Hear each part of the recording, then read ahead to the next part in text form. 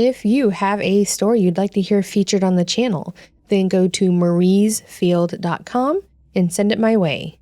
And of course, thank you.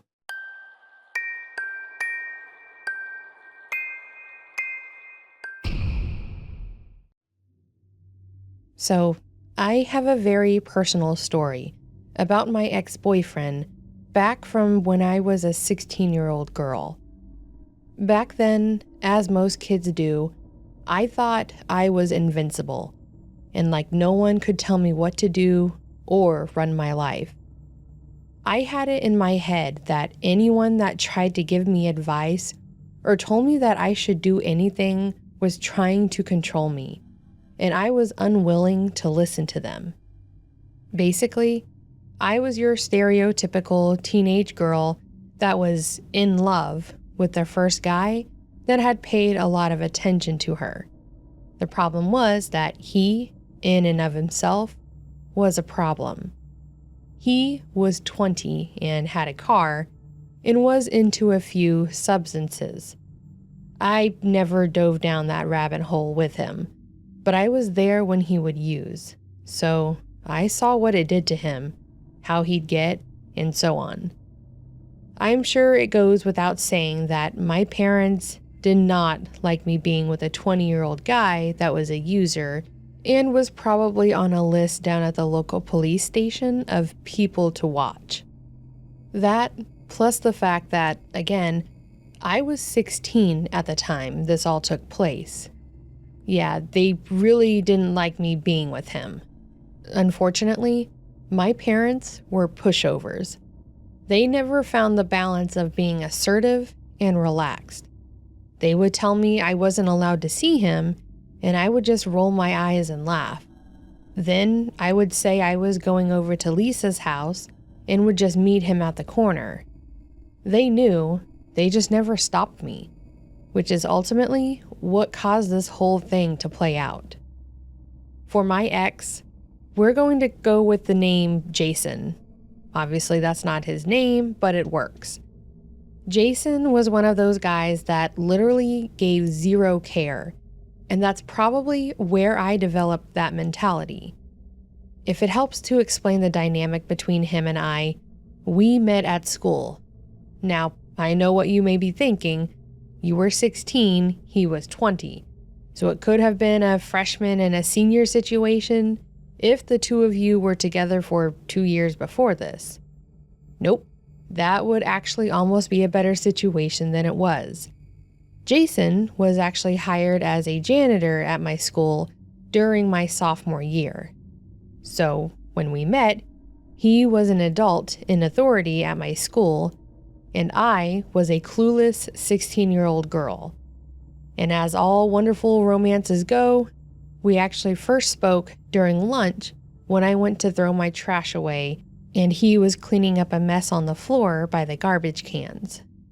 Looking back, the fact that he talked to me and hit on me back when I was a student raises a lot of red flags. But at the time, I was just happy to be getting positive attention. Because as non-controlling as my parents were, they also just simply weren't present in most of my life. So, now that you know who Jason is, and the fact that he was obviously a predator, I think it best to get into the event that took place. At this point, we had been together for a few months, probably close to 4 or 5, and the school year was getting close to being over. At this point, I hadn't had a whole lot of time to spend with Jason as I had been cramming for my finals, because deep down, I was still the nerdy girl that wanted to get good grades, and despite the fact that my grades had been slipping, I was not going to fail the 10th grade.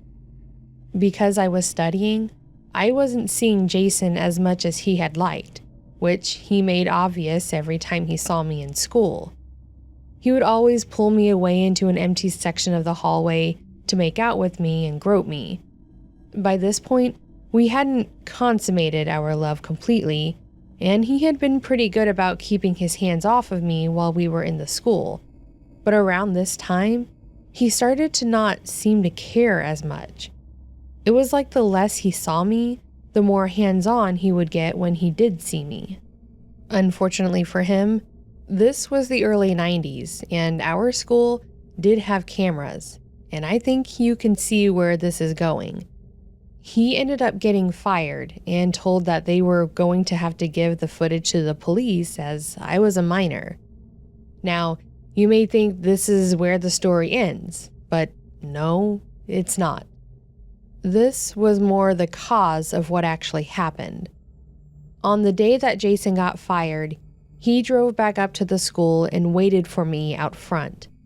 As I walked out to get on the bus, he shouted out to me and waved for me to come over. I was a bit confused as he usually got off the shift after I was home, but it was a nice surprise, so I hopped into his van and we drove away. Now, at first, I thought we were just going to do the normal things that we did when we were together. But it seemed a bit different this time around. He looked agitated and almost scared. I tried to ask him about what was wrong and he shushed me, which was really strange to me. I let it go for a while, but I quickly realized that we weren't heading in the direction of anything I knew. So I asked him again what was going on. He pulled over into the parking lot of a store and just kind of sat there for a moment, staring out into the empty space. I wasn't sure what to do, so I sat there in silence for a little while with him and just accepted that something was going on and that he would tell me what it was eventually. After a bit of this, he asked me if I loved him, which was a strange thing to ask, especially sitting in a Kmart parking lot. Now, at this point, there was no exchange of I love yous between us. I was still a bit shy about things, and while there'd been some intimacy between us, it never went all the way, and we never talked about love. However, I was a child with a child brain, and that's the honest truth. He was in a position of power over me because he was an adult, and he had the authority, and I thought that what we had was, in fact, love. Being the dumb little girl I was, I told him that I did love him. He then asked if I wanted to be with him, and again, I told him that I wanted to be with him more than anything. He nodded while it looked like he was starting to cry. He then told me that he had been fired from the school because they saw us kissing on the cameras. I thought that this was the whole problem, that he had been fired and it was my fault. It wasn't my fault, but back then I blamed myself. So I thought he was going to break up with me or something.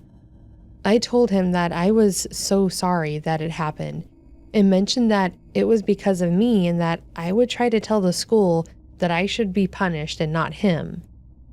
He then says that he didn't care about the job. He cared about losing me, and that not being at the school meant he wouldn't see me.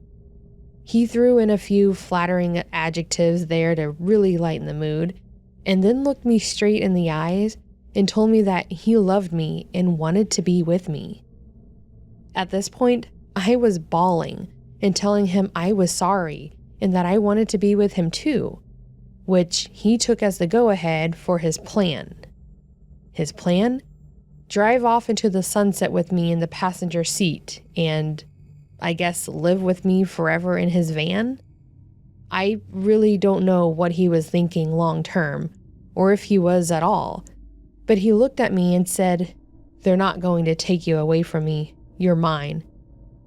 I kind of just nodded and said, okay, unsure of what exactly this meant, but he put the car in drive and took off from the parking lot toward the highway. Now, at first, the adrenaline and excitement of running away from the city I had always known and from my life was great. I was excited to get out onto the road and to be free from the burdens of being a suburban 16-year-old girl, whatever that means. We drove until around 1 in the morning, just going straight out until he felt like he couldn't drive anymore. I didn't have my license, so our only option was to pull off somewhere and sleep. My thought was, of course, a hotel or motel. His plan was for us to sleep in the cluttered area in the back of the van. So we crawled back there, and I told him goodnight, which was not part of his plan. I'm not going to get into the entire detail of everything that happened here, because I don't want to relive a lot of it, and some readers may have dealt with similar trauma. I'm just going to say that he wanted it. I told him no, and that I wasn't personally ready for it, and it happened anyway. This was the first point where he was ever physically violent or aggressive with me. Prior to this, minus the groping and the few other sexual things that happened between us, he had never been aggressive. This was to the point that he hurt me, and that's where I'm going to leave it. The next morning was obviously awkward. I felt like he'd violated my trust and violated me, but I also felt like maybe it was normal, mostly because I had no idea what normal was. It was weird because he wouldn't look at me when we woke up, and he barely spoke to me. It was like he knew what had happened was wrong, but instead of facing it, he had to shut me out. We got back on the road and started to head west, which I guess was his plan, but while we drove, he just kept staring forward, not speaking, not looking at me, not acknowledging me. Every time I would say something, he would give a short answer or just ignore me. Again, I felt like I had done something wrong, like I had done something to make him mad, and I was so very confused about the whole situation. Then I said something that I shouldn't have. I asked him when we were going to go home. I don't know why I asked this. I don't know what made me think we would ever be going back home, like this wasn't seriously a kidnapping, but I just straight up asked him, when are we going to go back? As soon as I asked this, he launched into a tirade about how much of an ungrateful bitch I was, how I obviously didn't love him, and how he was disgusted with the fact that he had given himself to me only for me to be so ungrateful. This went on for a while.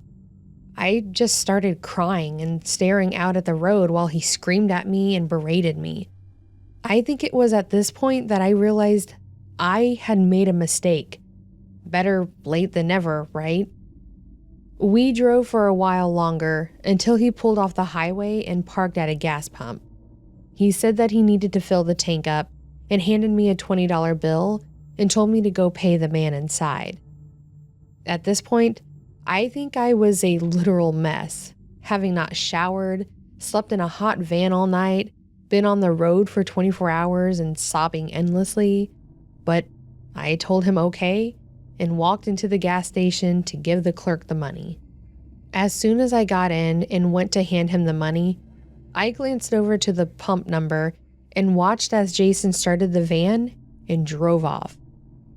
I just sat there and watched this man that had taken me from my home and taken what was left of my innocence, abandon me in an off-the-highway gas station. I had no idea where I was. I had no money. This was the early 90s, so I didn't even have a cell phone. All I had was my small shoulder bag, and I carried it more for aesthetic than utility. Standing there, watching him drive away, then looking at the clerk who was just staring at me confused, that was the most surreal moment of my life. I just kind of blinked and opened my mouth and then puked what little I'd eaten for the past day on the floor of his store. He told his coworker to call 911 for me and ran over to stop me from falling onto the floor and just kept telling me that I was going to be okay. The ambulance showed up, as well as the police, and they took me to a nearby hospital for checkup. Around this time was when I learned where I was. He had abandoned me at a gas station about an hour from Colorado Springs. And to tell you how far that was, We lived close to central Illinois. He had driven me across our home state, through part of Missouri, most of Kansas, and into Colorado, and then just left me there after violating me. After I got to the hospital and was given fluids and food to get me stable, the police started asking questions, and that's when I let the floodgates open.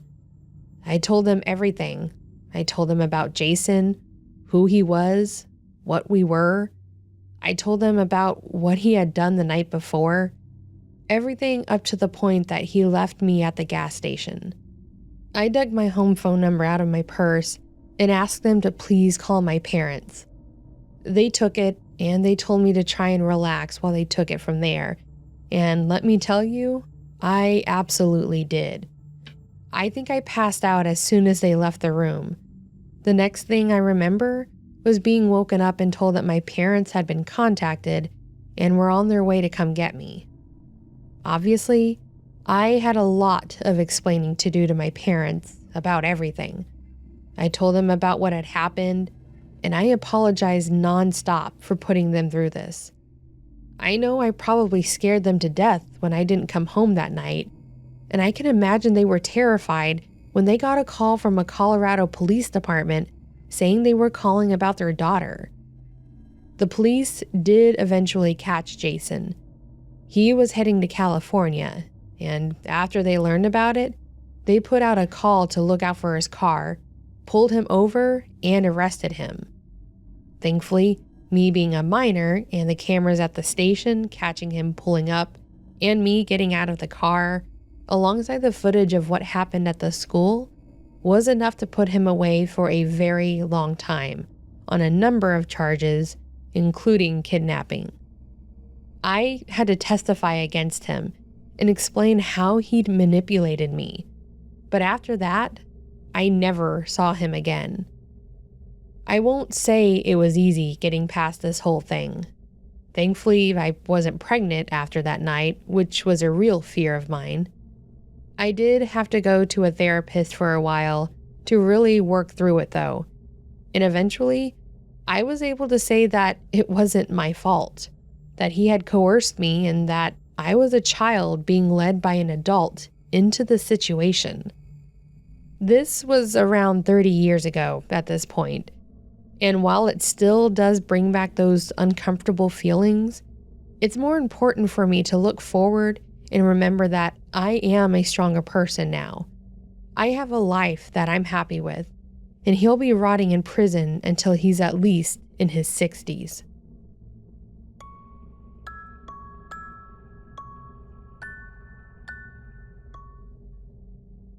Back when I was younger, around 15 or so, I would love going to our local fair.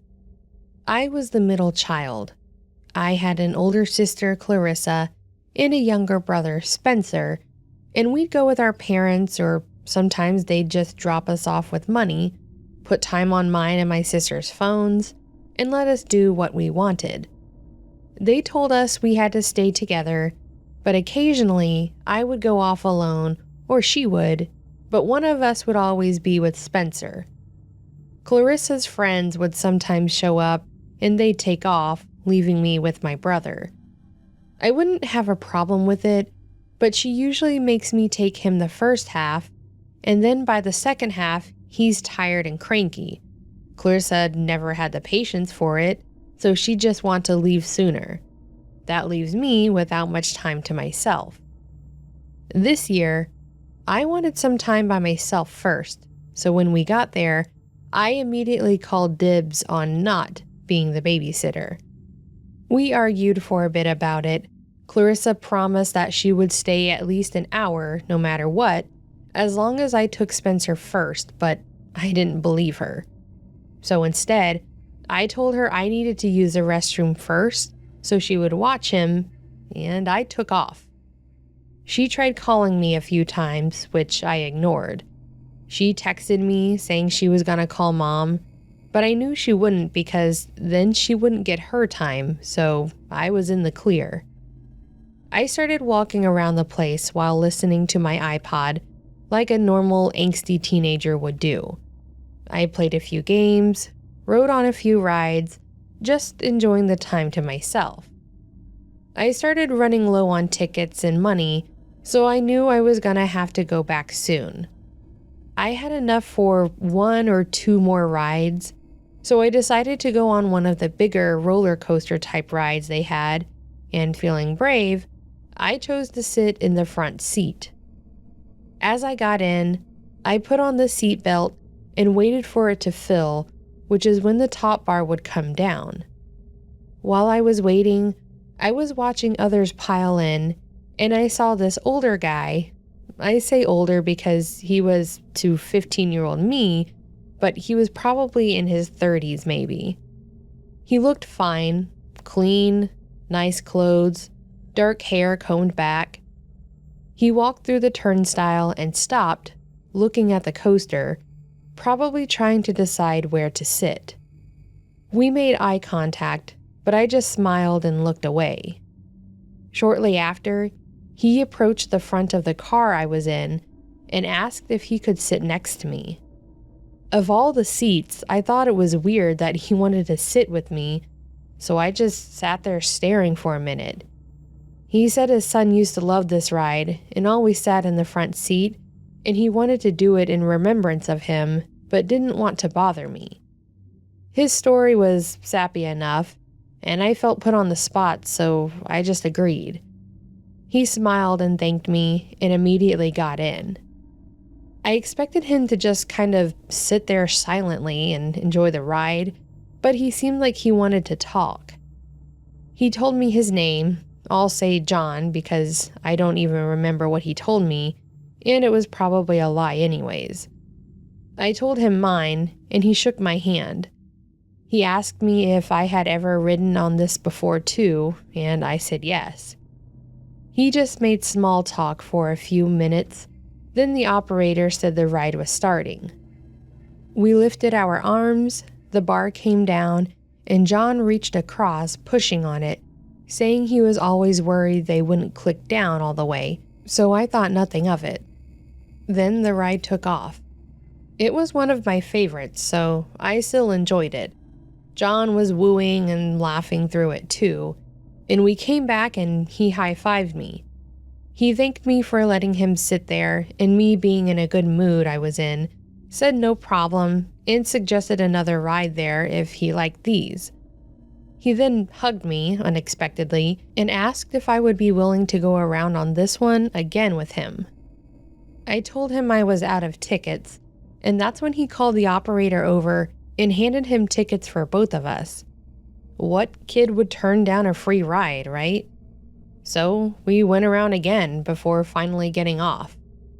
I thanked him again for the ride, but before I could leave, he started talking about how I reminded him of his son and was reminiscing as I grabbed my stuff from the cubby nearby. He then asked if I would mind going on a few more rides with him, all paid for by him, of course. Again, nothing came off as weird. He just seemed like a sad father trying to remember better times. I could make him feel a bit of happiness and get free stuff out of it, so I agreed. He took me on a few other rides, like another coaster, and this 2-seater plane one that just goes in a circle and up and down. We even went on the haunted train. I liked that one, but I could never go it alone. Surprisingly, my brother was willing to go on it, but since I didn't have him with me, I hadn't been on it yet. John must have been able to sense my nervousness and asked if I had been on it before. That's when I told him my experience. He said if I got scared, I was welcome to grab his arm or hand. I just chuckled a bit and got into the seat. As mentioned, this one was supposed to look like train carts, so they were a bit bigger and sat 4 people in each, 2 on one side and 2 on the other. John sat next to me, and as I started looking for the seatbelt, he asked if I needed help with it and started pulling on mine. Similar to the one on the first coaster we went on, it was a Y shape, where you put your head through it and then it buckled between your legs. John started reaching for the end of it to buckle it for me when I grabbed it and said I got it. Little weird, but whatever. Maybe he was again trying to do the fatherly thing. So the ride takes off, and there's one part where a fake body or dummy of some sort jumps out at you, and I jump every time. When it did, I screamed and I leaned into John. I didn't notice at first, but then a few feet after, I noticed his arm was around me. Then I felt something putting pressure on my head. When I leaned up, I realized he had his head on mine, but he kept his arm around me. At this point, it started feeling a bit weird. He kept his arm around me until the ride was over. When it ended, I got out quickly, and he then grabbed my arm and said he knew which one he wanted to go on next. It was one that was enclosed like a spaceship, and the lights went out, and everything would glow in the dark. The way he had a hold of my arm, though, it scared me. It wasn't that tight, but tight enough to make me think it was a threat. Not knowing what to do, though, I just agreed. So, on to the next ride. We sit down, and it takes off. Just as it started spinning, he put his hand on my thigh and said I was beautiful. As the ride is going, he keeps giggling in my ear and then laughing, all while I am choking back tears. Now, this ride is a huge circle where you're facing everyone, so everyone else on the ride can see this too. All I can think is hopefully someone sees this and says something, anything. As the ride finished, I tried to leave and he pushed me back down in my seat while everyone else piled out. He then lightly rubbed my leg and whispered, "Maybe it's time to take my girl home." I started to cry a bit and slowly got up with him. My mind was racing, trying to find a way out of this. I thought if I ran, surely he'd be able to catch me. Being that I've been with him, what if people believed him over me? I started walking out through the exit when the operator started yelling for us. We both turned around and the guy asked my name and I told him while trying to give my best help me eyes. He then asked the guy if he was my father, and before I could say anything, he said yes. The guy then said they needed to speak to me in their office because of something I had done. I had no idea what he was talking about, but told John to wait there and he would bring me right back. The guy had a hold of my arm and we started walking away. I looked back and saw John just standing there confused. The guy then asked me if I really knew that guy, and I just started bawling. I said I didn't and explained everything to him. He said he had a feeling because we didn't look anything alike and said that I looked scared the moment we showed up to that ride, so he called security just in case. I got to their office and called my sister. Apparently, it had been 3 hours and she was worried too that I still wasn't responding and called my parents. So they all showed up and I could not have been happier to see them. They then called the police to report what had happened, and I told them everything, but unfortunately, by the time security and the cops went back to the ride, John was gone, nowhere to be found. The police walked around for another few hours just to make sure he didn't try to grab any other kids, but no luck finding him. I was thankful no other kids were snatched or had to go through that, but it's also terrifying that he wasn't caught. I checked the news and arrests as well as those sex offenders list to see if he was ever caught, but I haven't seen him at all. My parents also stopped letting us go in there alone. They always stayed close by, even if they didn't go on the ride. They were always at the exits, and I wouldn't want it any other way.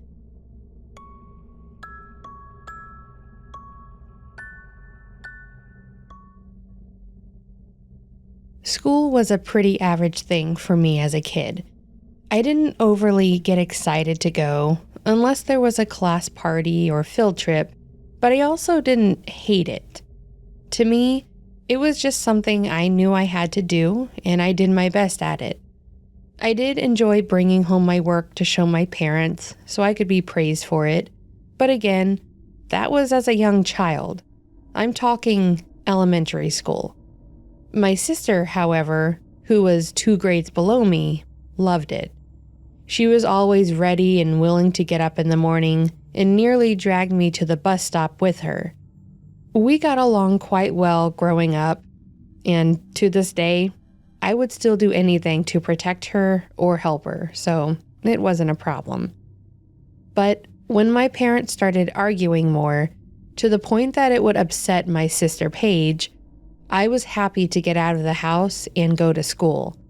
It was a relief at that point. It wasn't every day, but it started getting close to almost every day. So I would get up early so we could leave earlier, even if it meant we waited outside a bit longer than normal. School became my escape. I could talk and hang out with friends. I had to do work, which kept my mind occupied. It honestly started becoming my favorite thing, and weekends were the worst. But during my 3rd grade year, something happened that messed me up mentally, and there is still part of me that has not gotten over it. It started as a normal day.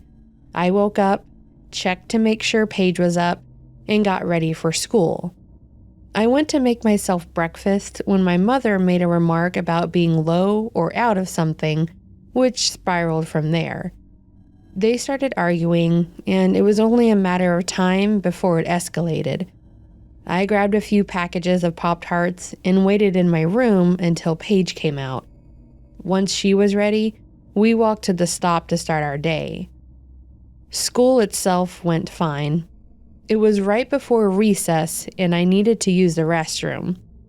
I got the pass from my teacher and walked away. This way, I wouldn't have to stop during our break. I spent a little longer at the sink. I remember letting the water run down my hands like a waterfall. I was very young, like I said. I finally came back to reality when I heard the familiar buzz of the intercom pinging on. The voice told all staff to check their emails and that this wasn't a drill. I didn't think too much about it. I just finished washing and drying my hands and walked out of the restroom. But once I was out in the hallway, something felt off. Normally around that time, I might see a different class coming or going from recess, or even another teacher or staff walking the halls. But it was eerily silent and empty. I slowly walked down the hall, keeping my shoulder on the wall. When I reached my class, I tried the door and it was locked. I had to stand on my toes to look into the little window on the door, but from what I could see, the lights were off and the room looked empty. I was confused and a little worried. There was normally a bell to tell us when we went to recess, and it never went off. I know I didn't miss it, so I was confused as to where my class was. I began walking towards the door we used to go outside, but not only was the door locked, but the playground was also completely empty. So, where did my class go? At my age, I began to fear the unreasonable. I feared that maybe they all left and I was forgotten about, or that maybe I was in the restroom longer than I thought I was, and school was over and I was left behind. I could tell I was starting to panic and choked back tears, not wanting to cry. The only idea I had left was to walk to the entrance and see if I could leave. As I got closer, I noticed the lady that was at the front desk was still there. I started walking towards her when she looked over and noticed me. Her eyes were wide and she immediately waved me over to her. She asked me if I was okay and where I had been. I told her what all had happened, explaining my exact whereabouts. I also tried asking her where everyone was, but she just asked me to sit in the chair next to her desk. She had called someone on her phone and specifically mentioned, "I have him in the office."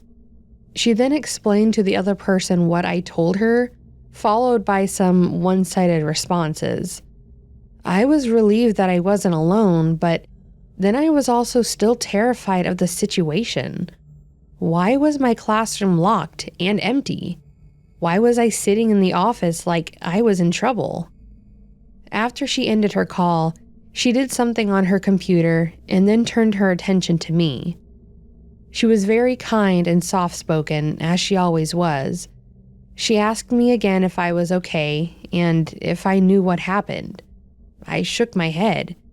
She asked me if I saw anyone when I looked outside, and I again replied no. Then she asked if I had seen my sister. I remember feeling ill at that moment. I was just a kid, but my little sister meant the world to me. Did something happen to her? Before I could ask why, she then asked me if there was anything going on at home and specified scary people showing up or my parents fighting. I confirmed they had been fighting, but I never saw anyone around that I didn't know, so her questions confused me. I was also confused as to how she would know anything about my parents fighting. She then told me I would be remaining in the office with her and that my teacher would be bringing me my schoolwork. Again, I was terrified. Had I done something wrong? Was I in trouble? And why did she ask about my parents and my sister? I sat at the desk working when I heard the bell finally go off for recess and watched as some classes piled out of the rooms and outside, upset that I was missing out. My class, unfortunately, was around the corner, so I didn't see them. It would be my normal recess time anyway, so I remember spacing out at that point, doodling on some scratch paper, anything really to keep my mind occupied, when I started hearing the sound of walkies going off. 2 cops had entered the office, and the lady greeted them and walked outside the office to speak to them. I knew something bad was happening, and yet I still had no idea how I was involved. Shortly after, the 3 of them came back in the office, as well as the principal, who told me that they needed to speak to me and that it was very important. I'm sure he could tell I was about to cry, but he assured me that I wasn't in any trouble and that my mom was on the way. One of the cops then sat down next to me and asked me a few questions about myself, then started asking about Paige. They asked me when I last saw her, if there was anything weird or scary going on at home, if I heard or saw anyone different than normal, and so forth.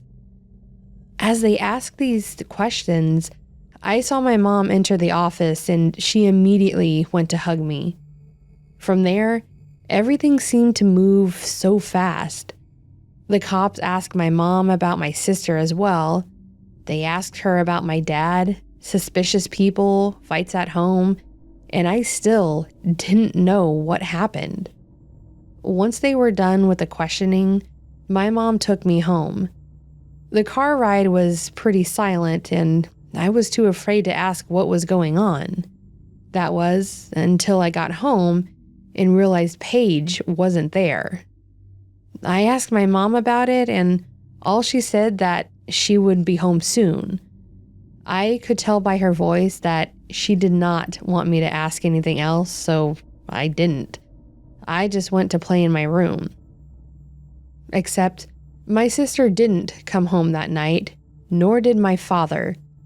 In fact, they didn't come home for a few days, and only then did my sister return. Turns out, my sister had been abducted at school, but her abductor was my dad. I remember being so confused and hurt as a child. Apparently, after my parents got into a huge fight, my dad threatened to take us and leave, but he only took my sister. One of the kids saw her reach over the fence for a man who picked her up and walked off. They then went and told the teacher and gave a description of the man. Unfortunately, being a child, he didn't have much of a description, so the adults didn't realize it was our dad. It wasn't until my mom explained very vaguely that it was my dad that took her. She didn't really go into detail beyond that, so that left me wondering as to why my dad took Paige only and not me. Why did he choose her? Why would he not even say goodbye to me? I was hurt. I assumed my dad didn't love me and that was it. My mom loved us both plenty and never made me feel like I was loved less, and I will always thank her for that. But sometimes the thought popped into my head about my dad. I never saw him after that either, neither of us did for that matter. I learned when I got older that he did some time, but after that, we would ask to see him, but he was always too busy or didn't return our calls. My mom would let us call him ourselves to show she wasn't lying. I finally came to the conclusion that if he didn't want to put in the effort to see us, then neither would I, and I stopped trying after the age of 13. But I wanted to share this because that day in school, back in 3rd grade, was one of the scariest days of my life. The feeling of being left behind in school, being secluded in the office with the police, then once again feeling left behind by my own father, who was also the reason for the school being on lockdown. It's not one that I have ever forgotten.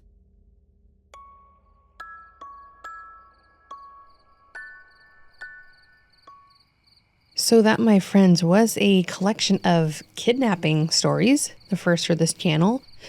Had enough to do a video for it, so thought I would throw them all together and cover a heavy topic all at once. Yeah, great job there, Marie. But hopefully you did enjoy this video, and if you did, then you can give it a like below, and you can also subscribe if you haven't already to hear more content like this. You can also leave a comment letting me know your thoughts on the video.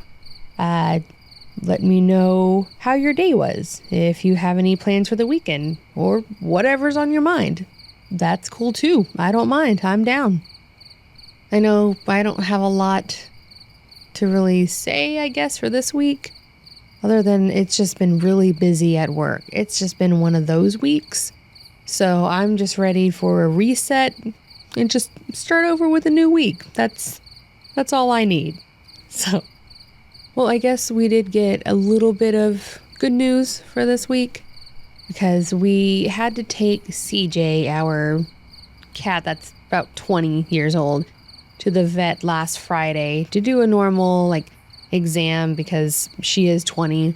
We had blood work done to try and, test to see if there's anything internal that we needed to be concerned about. And they called us with the results on Tuesday, and the vet was actually fairly impressed because everything looked great. She said that her thyroid was a little bit low, as well as her red blood cell count, but she said it wasn't anything to even needs to be worked on or fixed or anything like that. So probably just gonna have her eat a liver every once in a while, so get to do that. But otherwise, good shape, good health for a 20-year-old cat, which is awesome. So at least we had that to start the week with, I guess. So, but that's it for me. Hopefully you guys had a good week. Maybe eventful, but at least a good week. And if not, it's almost over. So we'll just start with a new week. So until next time, my friends, take care.